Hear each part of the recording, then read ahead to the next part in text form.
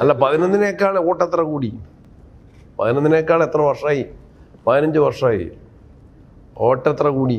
പുതിയ ആളുകൾ എത്ര പേര് വോട്ട് ചെയ്തു? അല്ലല്ല, കഴിഞ്ഞ പ്രാവശ്യത്തേക്കാളാണ്. അത് 21-നേക്കാളാണ് 7000 കൂടിയത്. 11-നേക്കാളൊരു 15,000-20,000 വോട്ട് കൂടിയിട്ടുണ്ട്. വേറൊരു സംശയം, നിലമ്പൂർ എന്നും UDF-ന്റെ ഒരു സ്ട്രോങ് ഹോൾഡാണ്. അവിടെ ജയിക്കാൻ ജമാഅത്ത് ഇസ്ലാമിയുടെ ആവശ്യം ഉണ്ടായിരുന്നു? അത് ആവശ്യമില്ലെങ്കിലും ജയിക്കുമായിരുന്നു. പിന്നെ എന്തിനാണ് ഇത്രയും? ഞങ്ങൾ ആരുടെ ആവശ്യപ്പെട്ടില്ല. അവര് വൈറ്റ് വാഷിംഗ് ചെയ്തിട്ടില്ല. അങ്ങനെ അങ്ങനെ ഉണ്ടെന്ന് വരുത്താൻ LDF നടത്തിയ ശ്രമങ്ങളെ ഞങ്ങൾ ചെറുക്കുക മാത്രമാണ്. അല്ലല്ലോ, ഓപ്പോസിഷൻ ലീഡർ പറഞ്ഞല്ലോ. ഇല്ല, അത് അവർക്ക് മറുപടി മാത്രമേ പറഞ്ഞു. അല്ല, VD സതീശൻ പറഞ്ഞത് എന്ന് പറഞ്ഞാൽ ജമാഅത്തെ ഇസ്ലാമി ഇപ്പൊ പഴയതുപോലെയൊന്നുമില്ല, പഴയ നിലപാടുകളെല്ലാം മാറി. പക്ഷെ അങ്ങയുടെ ഒരു ഓർമ്മയ്ക്ക് വേണ്ടി ജമാഅത്തെ ഇസ്ലാമിയുടെ മുൻ അമീർ TK അബ്ദുള്ള, അദ്ദേഹത്തിൻ്റെ ഒരു പ്രസംഗം ഇപ്പോൾ വീഡിയോ ഭയങ്കര വൈറലാണ്, വേണമെങ്കിൽ ഞാൻ കേൾപ്പിക്കുകയും ചെയ്യാം. അദ്ദേഹം പറയുന്നത് ഈ ഡെമോക്രസിയും സെക്യുലറിസവും എന്നൊക്കെ പറഞ്ഞാൽ നമ്മൾ പദം കൊണ്ട് കളിക്കുന്നതാണ്. ഞങ്ങളുടെ അടിസ്ഥാനപരമായ വിശ്വാസത്തിൽ ഒരു മാറ്റവും വരുത്തുന്നില്ല, നമുക്കും ഇവിടെ ജീവിക്കണ്ടേ എന്നുള്ളതാണ്. അപ്പം പ്രശ്നം എന്ന് പറയുന്നത് ഡെമോക്രസിയും സെക്യുലറിസത്തിലൊന്നും വിശ്വാസമില്ലാത്ത ഒരു പ്രസ്ഥാനത്തിന്റെ രാഷ്ട്രീയ പാർട്ടിയായ വെൽഫെയർ എന്താ പറഞ്ഞേ? ഭരണഘടന കുന്തവും കുടച്ചക്രം എന്ന് പറഞ്ഞില്ലേ? അതുപോലെ ഇത്രയും ലളിതമാണോ? അതാ സജീചേരിയാൻ പറഞ്ഞത് മന്ത്രിയുടെ പോസ്റ്റിലിരിക്കുന്ന ആളാ. അതിനെയാണ് ഗവൺമെന്റ് വൈറ്റ് വാഷ് ചെയ്തത്. ഞാൻ മറ്റവരുടെ ന്യായീകരിക്കല്ല.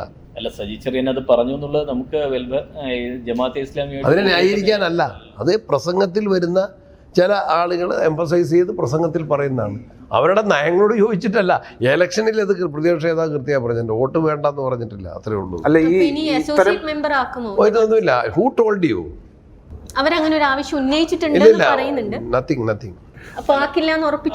ഇല്ല, അതൊന്നും ഞങ്ങളുടെ മുമ്പിൽ ചർച്ചയ്ക്ക് പോലും വന്നിട്ടില്ല. അല്ല, പക്ഷെ ഇത്തരം ഒരു പ്രസ്ഥാനത്തിന്റെ രാഷ്ട്രീയ മുഖത്തെ ഇത്ര എളുപ്പത്തിൽ നമുക്ക് കൈകോർത്ത് LDF എല്ലാ കാലത്തും പ്രതിപക്ഷ നേതാവ് പറഞ്ഞത് എന്താണ്? LDF-നെ അവർ സപ്പോർട്ട് ചെയ്തപ്പോൾ അവരെ LDF നന്നായിട്ട് വൈറ്റ് വാഷ് ചെയ്തിട്ടുണ്ട്. LDF-നെ അവർ സപ്പോർട്ട് ചെയ്യുന്നില്ലെങ്കിൽ അവരെ കുറ്റക്കാരാക്കുന്നു. ചോദ്യം എന്ന് പറയുന്നത് CPM ആയാലും കോൺഗ്രസ് ആയാലും ഭരണഘടനയിലും സെക്യുലറിസത്തിലും ഡെമോക്രസിയിലും വിശ്വസിക്കുന്ന പാർട്ടികൾ, നിങ്ങളെ പോലുള്ള പാർട്ടികൾക്ക് CPM അത് നെയിംസേക്കിനേ ഉള്ളൂ. അവര് ഭരണഘടന വിശ്വസിക്കുന്നില്ല എന്നുള്ളത് സജീറിയാനെ വീണ്ടും മന്ത്രിയാക്കിയതോടുകൂടി പറഞ്ഞ കാര്യം അവിടെ ഇല്ലേ? അല്ല, അത്തരം പാർട്ടി പറഞ്ഞ കാര്യം അവിടെ ഇല്ലേ? ഭരണഘടനയുടെ ഏറ്റവും പ്രധാനപ്പെട്ട ഒരു കാര്യം എന്താ, ഗളച്ഛേദം ചെയ്തതിന്റെ 50ാം വാർഷികത്തിലാണ് നമ്മൾ ഇരിക്കുന്നത്. അതുകൊണ്ട് അത് പറയരുത്. അല്ലല്ല, അതൊന്നുമല്ല. ഞാൻ അത്രയും ഗളച്ഛേദം ചെയ്തത് ഞാൻ വിശ്വസിക്കുന്നില്ല. എമർജൻസി അത് ഭരണഘടനാ പ്രൊവിഷൻ ആണ് ഉപയോഗപ്പെടുത്തിയത്.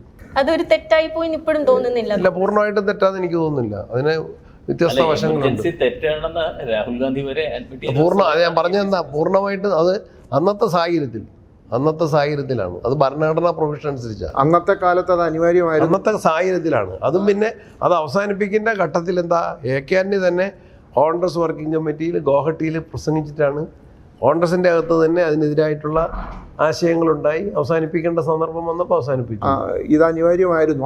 അനിവാര്യമല്ല, അതിന് സാഹചര്യങ്ങൾ മൊത്തത്തിൽ പരിശോധിക്കണം. ഇതിൽ ഒരു പാറ്റേൺ ഉണ്ട്. ഇപ്പൊ അങ്ങ് മാത്രമല്ല, VT ബൽറാം ഇന്നൊരു ഇത് ഇട്ടിട്ടുണ്ട്. പല കോൺഗ്രസ് നേതാക്കളും ഈ കഴിഞ്ഞ ദിവസങ്ങളിലെല്ലാം ഞാനിപ്പോ ഈ പറയുന്നത് നിങ്ങൾ പറയുന്നില്ലേ, BJP-ക്കാർ സ്വാതന്ത്ര്യ സമരത്തിൽ എവിടെ ഉണ്ടായിരുന്നു? അടിയന്തരാവസ്ഥ ത്യാഗത്തെ കുറിച്ച് പറയുമ്പോൾ CPI അവരോട് ഉണ്ടായിരുന്നു. സ്വാതന്ത്ര്യ സമരത്തിൽ അവരോട് ഉണ്ടായിരുന്നു. കമ്മ്യൂണിസ്റ്റുകാർ സ്വാതന്ത്ര്യ സമരത്തിൽ പങ്കെടുത്തിട്ടില്ലേ? ഇല്ലല്ല. ക്വിറ്റ് ഇന്ത്യ സമരത്തിൽ അവരെവിടെയായിരുന്നു? വെറുതെ BJP-ക്കാരെവിടെയായിരുന്നു?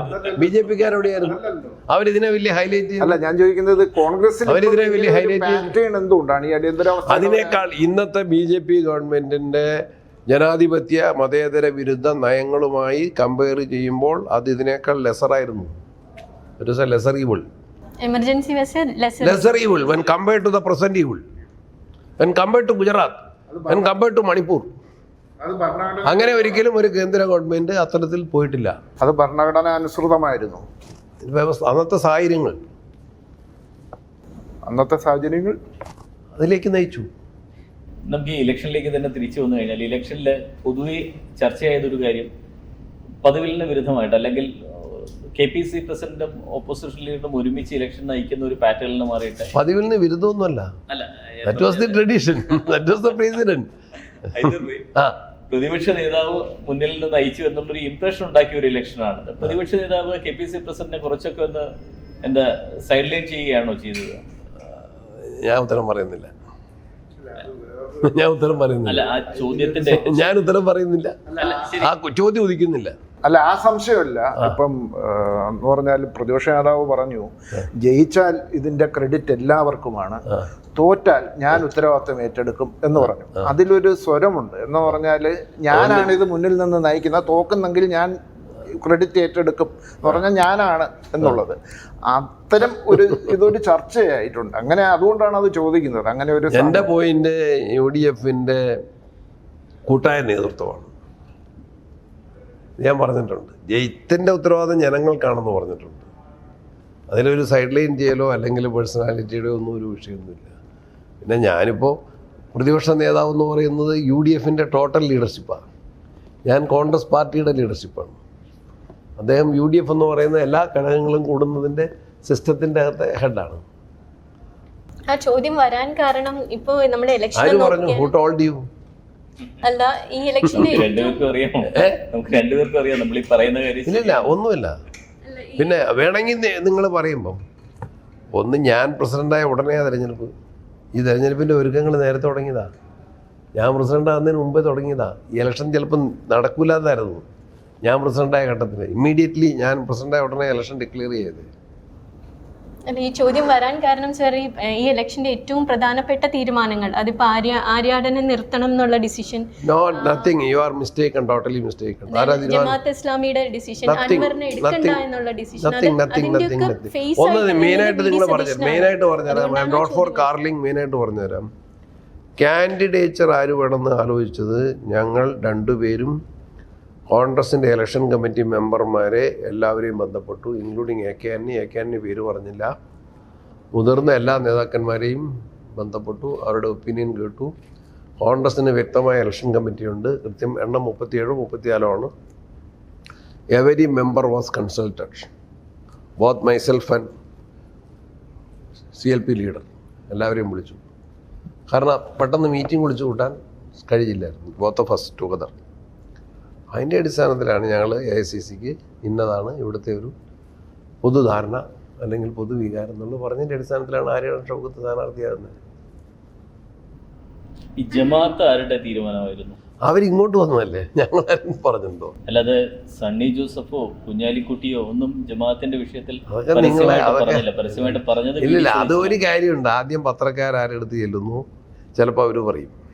പിന്നെ സംസാരിക്കുന്ന ശൈലിക്കകത്ത് ചിലപ്പോൾ വ്യത്യാസം ഉണ്ടാവും. എവിടെയാണ് അവൈലബിൾ ആണെന്നുള്ളത്. ചിലപ്പോൾ ഞാൻ തിരുവനന്തപുരത്തുണ്ട്, ചിലപ്പോൾ വേറൊരു കുഞ്ഞാലിക്കുട്ടി സാഹിബ് ഇന്ന് ഇവിടെ തിരുവനന്തപുരത്തല്ല മലപ്പുറത്തായിരിക്കും.